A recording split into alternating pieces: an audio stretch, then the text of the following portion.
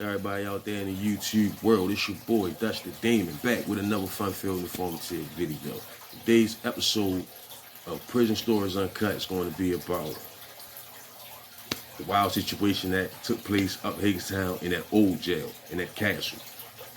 Me and my brothers versus the DC boys and the PG County boys, because the DC boys and the PG County boys clicked up together. They got a group out here. I ain't going to say the name of their gang, but the DC boys and the PG County boys, right? Because Baltimore City don't rock with PG and DC in the system. So get that out there and make that clear. All right, so I'm telling you about the situation that happened. So I come off lockup. They put me, I get back in population. They put me in a cell with a DC dude. So when I get in the cell with him, Shorty was cool. You know what I mean? He respected me, I respected him. We ain't had no problem. And he knew who I was because his homies told him who I was. You know what I mean? He knew I was notable, so he had mutual respect for me, right? But I knew he was a bluffing motherfucker. I knew he was bluffing because he used to tell a lot of war stories in the cell. I knew he was lying. You know what I mean? I can tell when somebody lying something. Nothing about his character said, well, he sliding on 80 people. You know what I mean? I knew he was lying to me, but I used to listen because it was entertaining, right? You know what I mean? You're not just trading war stories in the joint. He was lying, for real. But anyway, he was cool. We used to listen music, share CDs and stuff like that, and Jadakiss and all them. Yeah. So, anyway, we in the cell probably like 90 days together.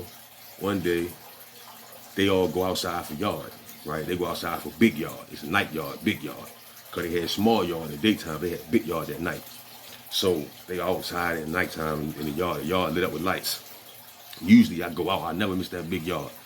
But earlier in the small yard, I had to run a whole bunch of laps for some shit I did. You know what I mean? So I had to lay back. I had to rest my legs. So I laid back on the bunk while they was out in the yard to go get some rest. So while I'm in the cell, I hear a bunch of commotion, like police running towards the yard, like all the police going to the yard. I already knew they was going to the yard because the yard was open. So I jump up out my bed, go to the crack of my door, look out the door. And by this time, they bringing dudes in from the yard. They bringing dudes in from the yard. What they doing is they bring you to your tier, pat you down one by one, and send you to your tier. Send you to your cell one by one.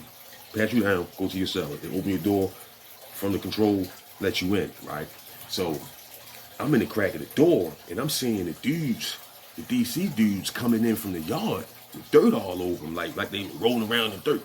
It's like the third one I seen straight come in with dirt all over them, right? So I'm like, I wasn't playing with football, like, dirty for. So now I'm like, something happened. I don't wonder who they got into it. So first I'm thinking they might have got into it with the Muslims or the red team or the blue team or something like that. I'm not thinking it's me, you feel me? It's us.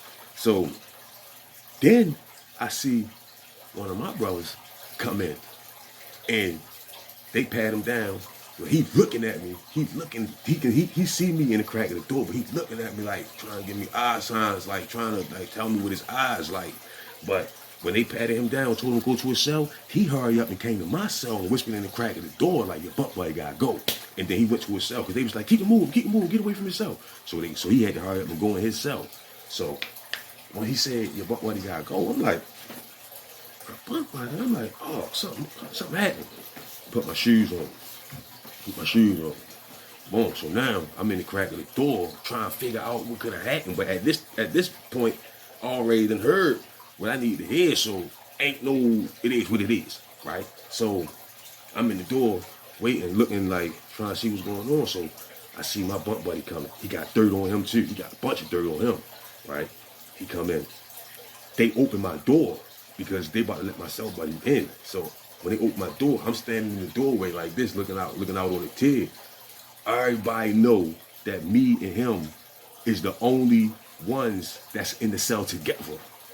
Everybody else in cells with their own homeboys. But he from DC, I'm a brother. We in the cell together.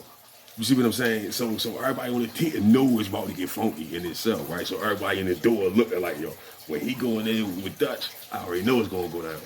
So they open my door, I'm standing there. They pat him down, but instead of coming straight to my cell, in the cell with me, he go to a cell where one of his homeboys at real quick and grab a magazine. and then tuck the magazine in his jacket and then come in the cell. Now me being penitentiary smart, I already know his man done passed him the blick. You know what I mean? He done passed him the gas man. I already know.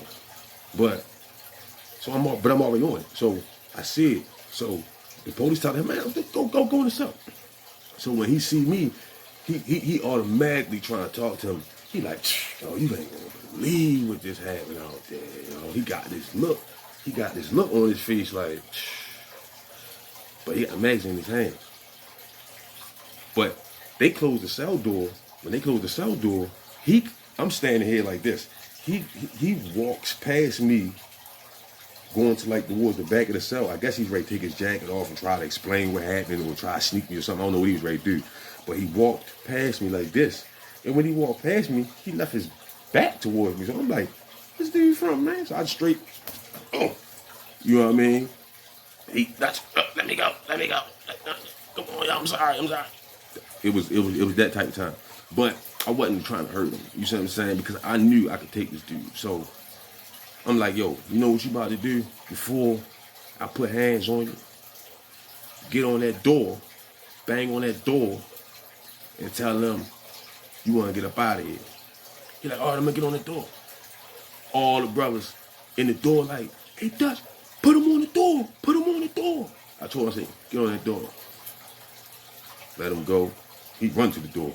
CO! Boom, boom, boom, boom, boom, boom, boom. CO! Pop cell 17. Pop cell 17. The CO like, shit. Jump up. Hit the control button. He come running out the cell like somebody just beat on him or something. You know what I mean? So the police come running down to my cell. When they get to my cell, I'm sitting in the cell like this.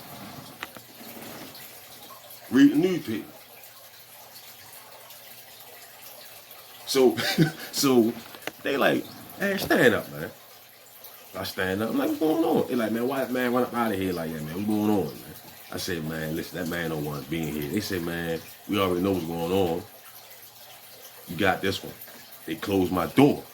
So when they closed my door, everybody was like, yo, he checked in. He checked in.